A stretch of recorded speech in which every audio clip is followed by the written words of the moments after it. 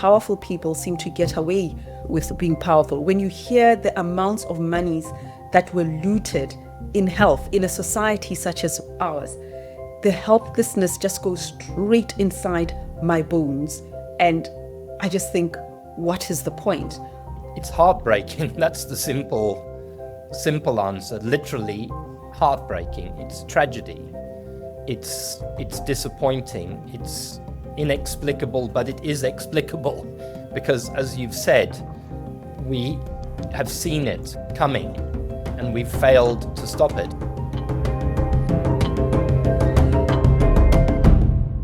Hello everyone, welcome to the Readiness Report with the Daily Maverick. I'm Redi Tlhabi. So I have a big smile on my face because the person I'm going to be speaking to, or to whom I will be speaking today, is one of my favorite human beings. He's a great South African, an asset, I think, to our society. And his work is all around justice, courage, and what I would call the messy, beautiful business of building a better world. Yeah, it's messy, but it's necessary, it's urgent, and it is beautiful because it can be so rewarding when we inch closer towards the society of our dreams. So he has spent decades challenging power, walking alongside communities, and insisting, I think, that South Africa and humanity can do better. Now, I'm enjoying myself because I know he is blushing. He's probably just red because he doesn't take all these accolades, but that's how I see him. My eyes are very soft when I look at him. Mark Heywood is a writer, he's an activist, he's a provocateur, if you ask me, in the best sense of the word. He's been at the front lines of the struggle for access to health, education, and equality. So, hey, it's so good to speak to you, Mark. How are you doing? Hi, Redi. And yeah, I was blushing, you couldn't see, but thank you nonetheless for that generous and kind introduction. I appreciate it. I'm good, and it's lovely to spend a few minutes with you.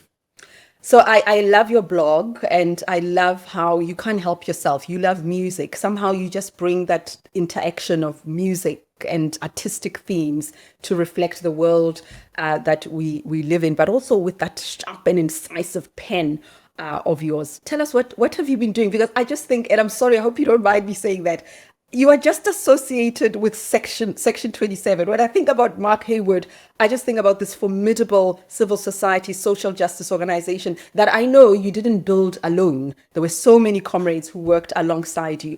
But I think that if we were to reflect on your legacy, Section 27 is amongst them. And of course, the organization that preceded that, the AIDS Law Project, the Treatment Action Campaign. So tell us what's been happening since. Well, since is actually, funnily enough, 6 years ago.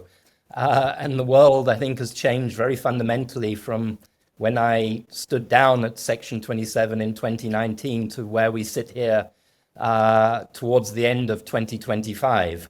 I'm happy to say that Section 27, as an organization that works on the right to health, the right to basic education, the right to food, is alive and well and under very good leadership of a team of women led by Sasha Stevenson. Really, as for me, these days I'm kind of acting as an activist at large, picking and choosing my battles as to what I think is some of the most important things that we need to do in the world, but particularly some of the things where I think there are struggles that we can win and where there's a possibility to raise people's hope and raise people's beliefs in themselves again, that they have rights and dignity as citizens. So, I've spent a lot of time this year working on food and hunger in our country, in South Africa. I mean, the statistics are shocking. 29% of kids by the age of 5 are stunted, physically, cognitively stunted. It's a lost generation.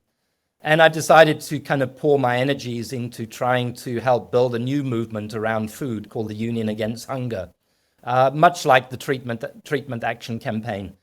But whilst I do things like that, and I think food is something we ought to be able to win on, because everybody needs food. It's essential to dignity. It's the heart of every single human right, and it's as simple as reducing food prices to get food to millions more people. And that's something that I demand that companies like ShopRite, Checkers, and Pick n Pay do, because they're fabulously profitable companies, and they can afford to sell food at an affordable price. But it's something that we can win on.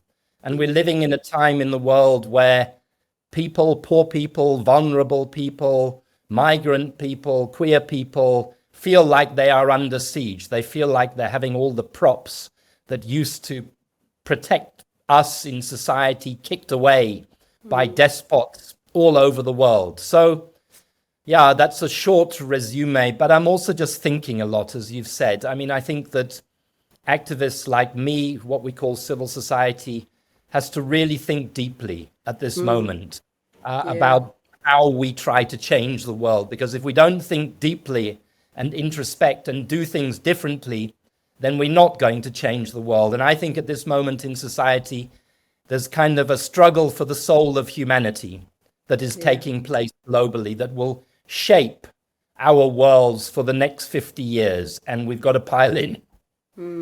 We'll talk a little bit more about the moment, the political moment globally, but you spoke about stunting, and I've just remembered something that just last year, this time, around the World Bank IMF spring meetings, I moderated an event that was put together by UNICEF, and it was talking about stunting. And I remember how flabbergasted I was just looking at the statistics that, there has been a 44% decrease in child stunting rates between 1990 and 2022, but a staggering 148 million children worldwide are stunted.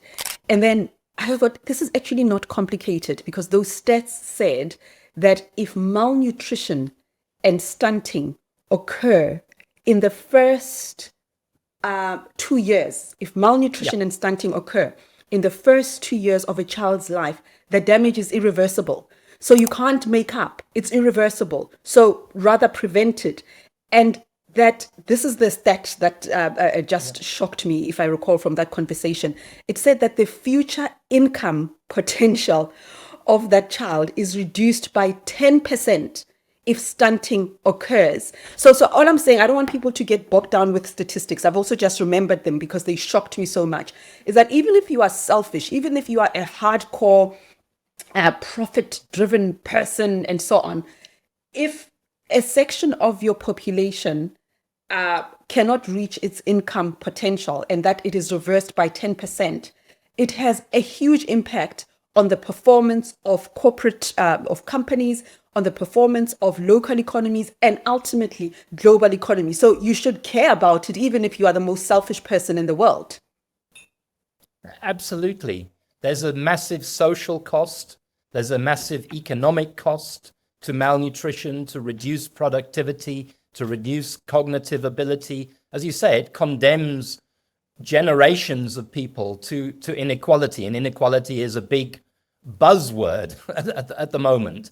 And, we have to appeal to people's morals in this very harsh world that we live in, where there are people who would want it to be a dog-eat-dog, or the battle of the survival of the fittest versus most vulnerable. We've got to appeal to people, including rich and powerful people with consciences, that things can and should be different. And it would be better for them, and it would be better for all of us. I mean, I won't name the individual, but, the CEO of South Africa's biggest retail food company earns 80-something million rand a year. That's not right when 10,000 kids a year are dying of malnutrition as the direct or underlying cause of death. 10,000 kids a year. It's not right. And we have to recenter morality and decency in public and corporate conduct. I'm just also reflecting, and I'm sorry to our viewers that there are a lot of statistics today, but they matter.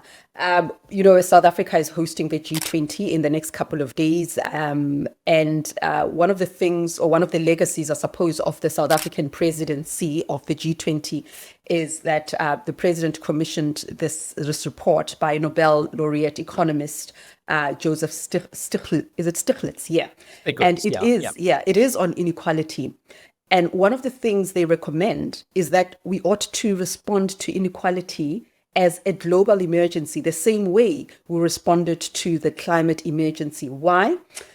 This report, it was published last week, it says that the richest 1%, the wealthiest 1% of the world increased their wealth by 41% since 2020. 1% richest people increased their wealth by 41% in a space of 5 years. And the bottom 1%, by a minuscule amount. Now, It also said that 83% of countries in the world fit the World Bank definition of unequal society. That's about 90% of the population worldwide. But this is not what was interesting for me. It's not the numbers. It was how the report emphatically states that countries that are defined as unequal in society often see a 7% more regression or reversal of democratic norms. So I thought, hold on. It's a report on inequality, but it's talking to you as well, because if we were to ask people generally, do you consider yourself a Democrat? Not Democrat in the way that the US has Democrats and Republicans, but somebody who believes in democracy. Most people, Mark, would probably say yes. But if you were to start a conversation about the nexus, the link between undemocratic societies and inequality, most people probably are not thinking about it. And I said this when I was moderating at the International Women's Forum last week, because those are a gathering of very formidable women leaders globally who are running international companies like the ones that some of whom we want to do more to reverse inequality. If they were to think about their business practices, their human rights, human resources, their labor practices, the salaries that they pay. If they were to see those in the context of inequality as drivers of inequality, but ultimately to see those practices as actually having an adverse impact on democratic norms, I think we would think about that differently. It's a long-winded way of saying, hey, there's a link between poverty, inequality, and a breakdown of democracy in society, which is not good for business, which is not good for any of us. So I don't want to repeat what you've just said, Redi. I agree with you 100% on what you've just said. Inequality is not a victimless crime. We used to say that about corruption. We should say it now about inequality. It impacts on every level of society. I just read a book which I'd recommend to you and other people called Limitarianism. It's written by a woman called Ingrid Robbins, who's a philosopher and development practitioner in the Netherlands, and its subtitle is The Case Against Extreme Wealth. Mm-hmm. And in that book, it's an academic but accessible book, she sets out chapter by chapter, verse by verse, the costs of inequality, the costs of extreme wealth. So extreme wealth has a cost, direct cost for the climate. Extreme wealth has a direct cost for social cohesion. Extreme wealth has a direct cost for democracy. And what's also important is that she shows that this idea that people have deserved their extreme wealth is totally mistaken. Mm-hmm. Because there's very few people in the world who can claim that I became a billionaire because I'm supremely clever. They've made their billions by tax evasion, by evading regulations, by pollution, by all sorts of means. And so we have to get away from this idea that somehow extreme wealth is deserved, that Elon Musk deserves to be close to now being a trillionaire. And it's not that there should not be wealth. It's not even that there should not be some degree of inequality in societies. But it is a question of degree. You know, what is an acceptable degree in terms of human rights, in terms of people's dignity, in terms of functionality of of society, etc. And making these arguments to you, Redi, is not Mark as an extremist speaking or anything. It's Mark as a human being who believes in fundamental human rights and societies that treat people fairly, that regulate properly, that protect the planet, etc. I'd say one last thing on this, because this is a point Ingrid Robbins also makes, is we spend a lot of time talking about poverty and inequality, but we don't talk about the opposite end of poverty, which is this question of extreme wealth and whether it is deserved and what we should do about it. And that's something we face in South Africa, because if you want the epitome of global inequality, it's this city where I'm sitting now in the middle of Johannesburg, where my neighbors sleep in parks every night and don't have any income at all, not because they are stupid or not because they're not capable, but because of circumstances and the society that we live in. So I just want to talk about that. I mean, last year, the buzz phrase in South Africa was 30 years of democracy. And I just thought, you know what, can we just abandon this kind of poetic language and deal with the reality? Are we the society that we should have been 30 years of democracy with the resources at our disposal? I just know how much work you've done in exposing corruption, speaking out against it, challenging it, speaking truth to power.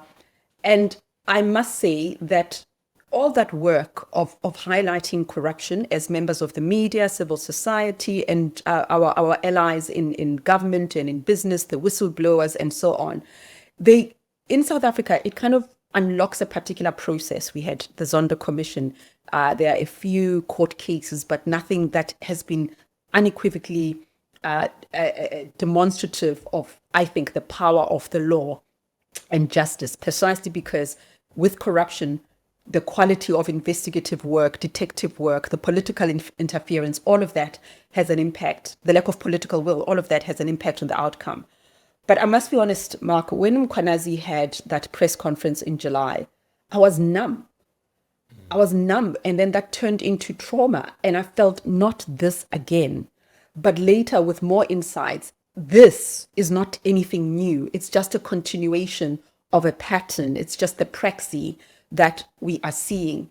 And incidentally, just this morning before I spoke to you, a friend of mine sent me a WhatsApp, and I just want to read it I think it articulates the point I'm trying to make here, and wondering how you feel as an activist in this space. So he said, I've weaned myself from the circus. He's talking about the Majanga Commission.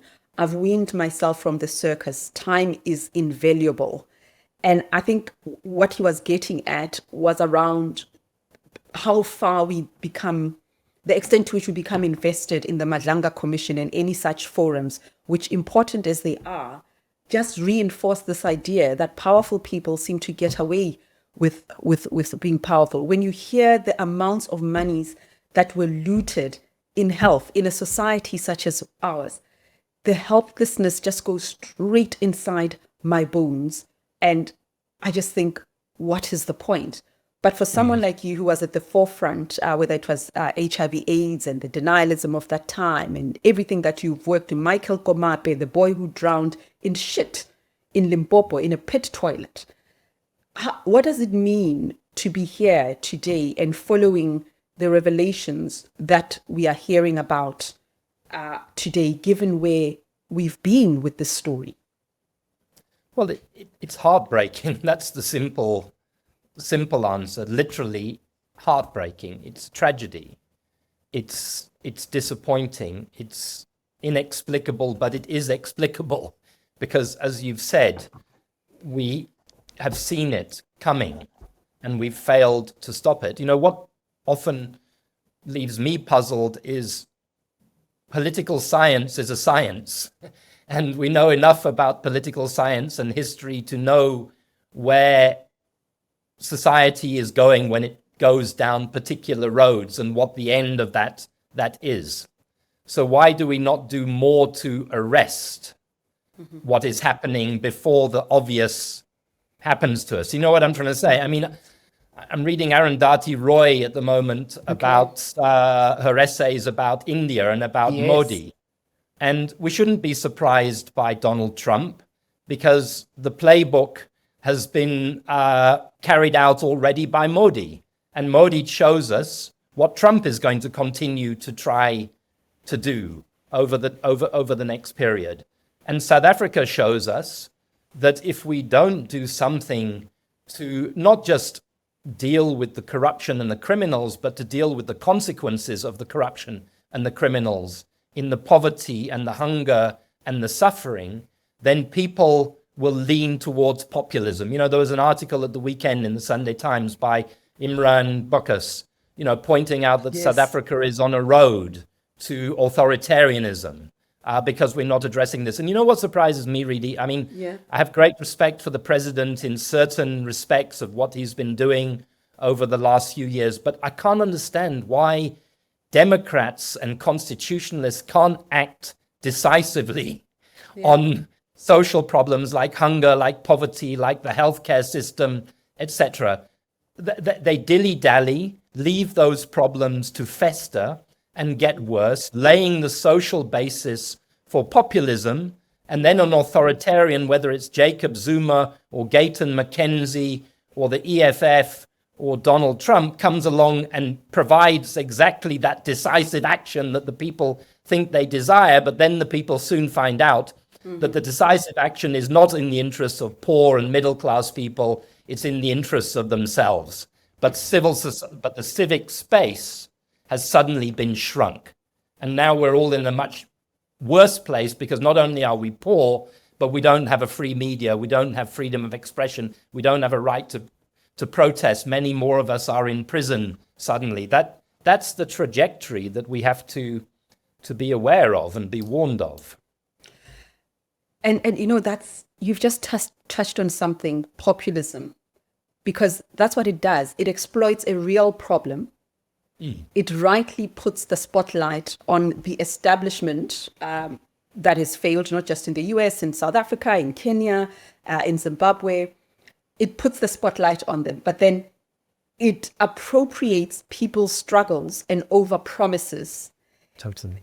You know, it's just two sides of the same coin when you look at what populism claims to reject and what it does with the power that people give it. And I'm just thinking here that we had what has been called a blue wave, the outcome of multiple elections last week here in the United States. It wasn't just New York, although that is the one that is drawing much attention, precisely because it's a young man, first Muslim mayor of New York. There were questions around Israel, about Jewish voters and all of that. But his message was actually simple. It was about people. It was about the economy. It was about the cost of living. It was about housing, those messages.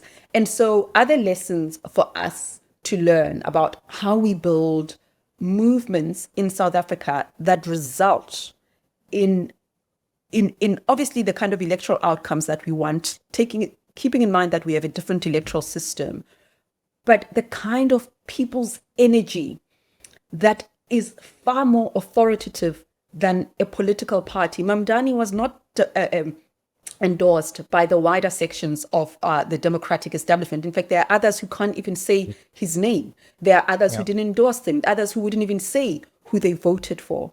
But he did win on that ticket. And I wonder whether there are some lessons for us as South Africans about how much authority we acquiesce or we bequeath to political formations. What does it look like to truly be active citizens in small everyday acts, not just protests or petitions, not just at voting only?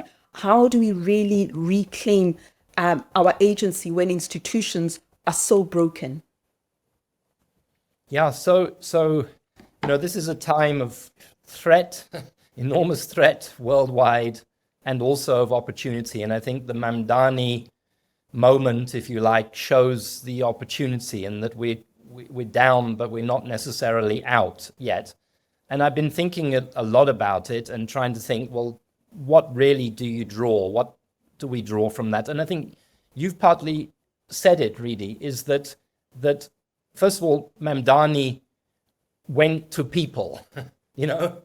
He immersed himself in New Yorkers, literally immersed himself in New Yorkers, and not in a fake superficial way, in a genuine way where he listened and talked and shared sorrows, but also shared joys. He revealed himself to be an ordinary human being who likes music and likes sport, a likable human being, not a dogmatist, not an ideologue, somebody that we can relate to.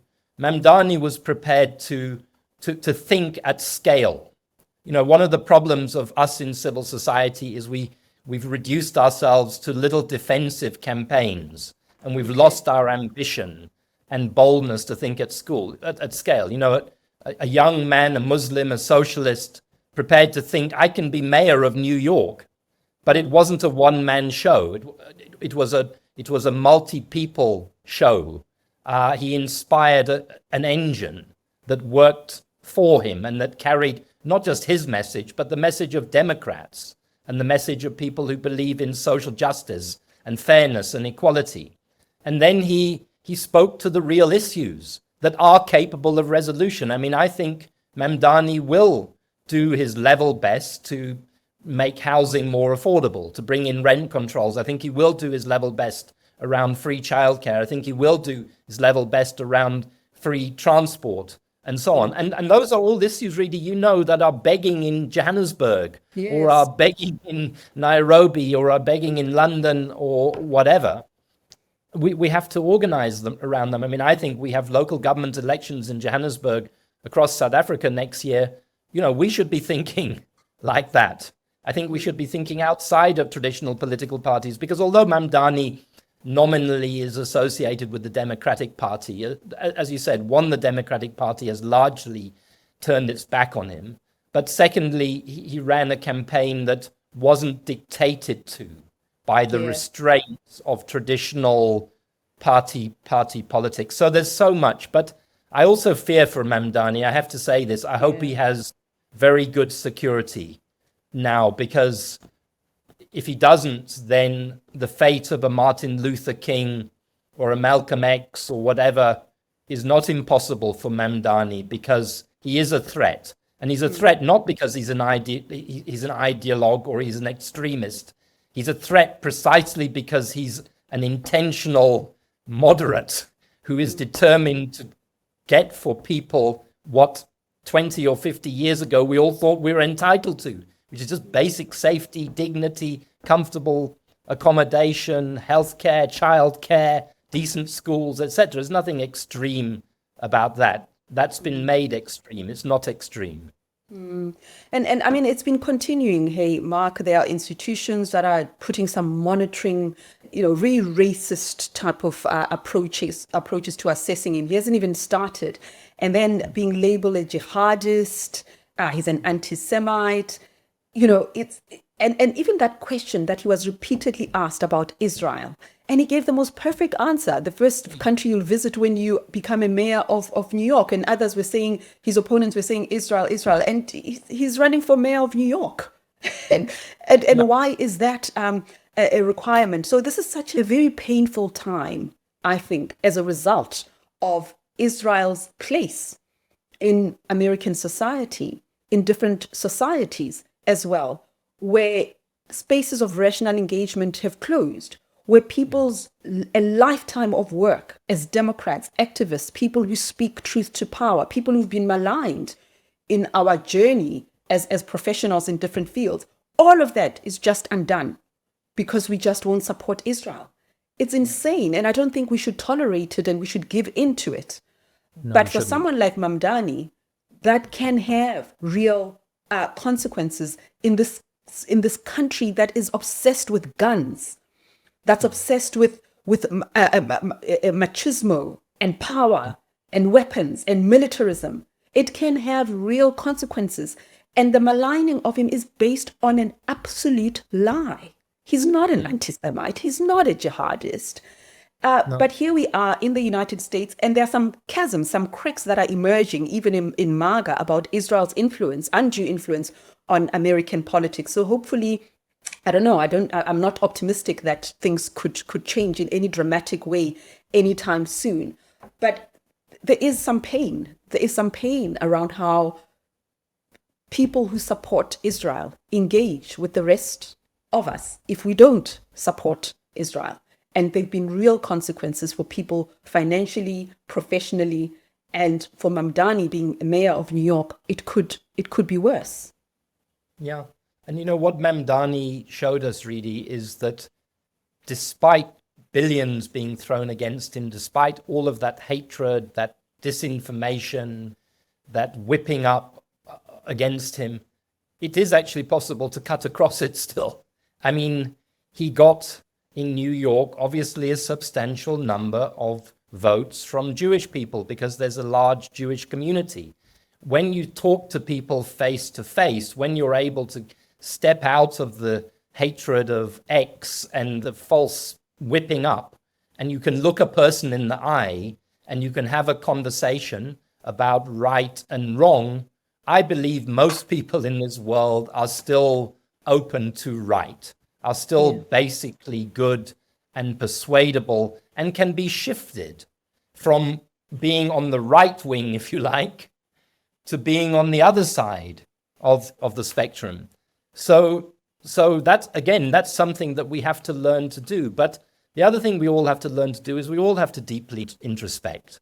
Each one of us, there has to be a reckoning. You know, when you look at the genocide in Israel, and I wrote about this in an article recently, you have to in Gaza, put aside genocide in Gaza.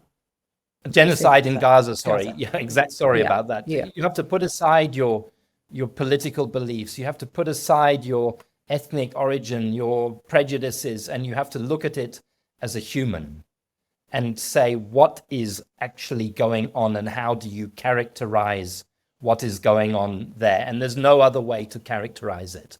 And we have no excuses for this. You know, you and me and people who watch it, we have no excuses to get this issue, to be wrong on this issue, because it's played out in front of our eyes. Past genocides did not play out live on television. None of them. This one is doing that. So it's a defining test, I think, of all of our humanness. And we have to refine that humanness. You know, Mark, I didn't even ask a fraction of the questions that I'd prepared. So I'm going to hold you to something. I'm ambushing you publicly that we schedule another conversation in the next couple of weeks because there's so much more I want to discuss with you. Is that okay? With pleasure, Redi. I always love talking to you, you know. And I'd like to talk a lot more. There's a lot to talk about in the world. I want to talk about activism. I really want to talk about how we build civil society. Please. And I just want to tell our viewers that you have a hub, JAR, the Justice and Activism Hub, right? People, Practice, and Power. Just very quickly, where can they find this wonderful work that you do and what you write? Well, the Justice and Activism Hub, I produce a kind of newsletter once a month, which is at the moment just reflections on activism and the world. And as you said, music and art and culture and things that I've come across that I think would be good for other people to read and to talk about. So it's on Substack. It's you'll find it as the Justice and Activism Hub under Mark Heywood. I don't make any great claims for it, really. I love writing, but I don't have enough time to write. And I try to do a lot of what I'm doing, you know, politically and in terms of social justice and human rights under this idea of a hub that brings people together, that connects, that coordinates, that convenes, and so on, and helps us to rethink, helps us to rise to this moment, to the challenges of a better world. Oh, I love you so much, and thank you. Chat to you soon again. I love you too. Take care, Redi. Thank you. Be safe. Bye. That's a Readiness Report, guys.